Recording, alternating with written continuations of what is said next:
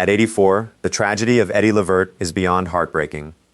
Have you ever looked at someone who spent decades making millions smile and wondered how they kept standing after losing almost everything? I started reading about Eddie Levert's life, expecting another story about fame. What I found instead was a father carrying heartbreak that most people couldn't survive. The strange part? Even after unimaginable loss, he never stopped singing. When people hear Eddie Levert's name, they usually think about one thing first: the unmistakable voice behind one of the greatest soul groups ever assembled. For generations, his music has been part of weddings, family reunions, slow dances, and memories that never really fade. His voice sounded joyful, confident, larger than life.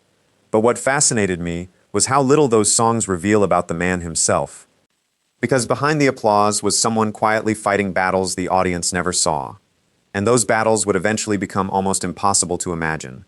Long before international success, Eddie Levert was simply a young man with enormous dreams.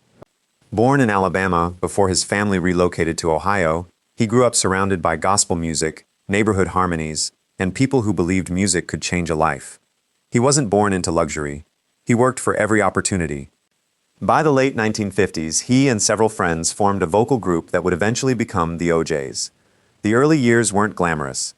There were tiny clubs, long drives, small crowds, and plenty of nights wondering if success would ever arrive. Honestly, that's the part I always admire most about legendary artists. Everyone remembers the platinum records. Almost nobody remembers the years when nobody cared. Everything changed during the 1970s. Songs like Backstabbers, Love Train, For the Love of Money, and Used to Be My Girl transformed the OJs into international stars. Suddenly, Eddie wasn't just another talented singer. He had become one of the defining voices of American soul music. Tours filled arenas. Awards followed. Money arrived. The dreams that once felt impossible became everyday reality. From the outside, it looked like he had built the perfect life. But fame has an odd habit. Sometimes it gives you everything the world can see, while quietly taking things nobody else notices. Away from the spotlight, Eddie was also building a family. Nothing mattered more to him than being a father.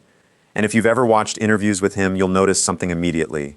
When he talks about music, he smiles. When he talks about his children, his entire face changes. That's a different kind of pride. His son, Gerald Levert, inherited more than his father's appearance.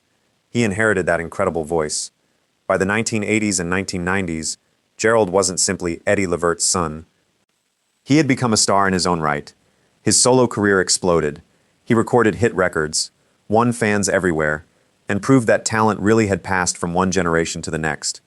Imagine being a father and watching your child reach the same dream you once chased. That has to feel extraordinary. The two even shared the stage together. Those performances carried something audiences could instantly recognize.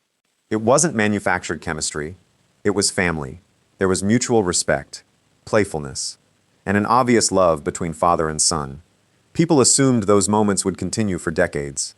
Nobody imagined how quickly life could change. Then came 2006. It's difficult to overstate how shocking the news was. Gerald Levert died unexpectedly at just 40 years old. The cause was linked to complications involving prescription medications. One moment, Eddie was celebrating his son's career. The next, he was planning a funeral. I honestly can't imagine that emotional whiplash. Parents expect to leave before their children, not the other way around.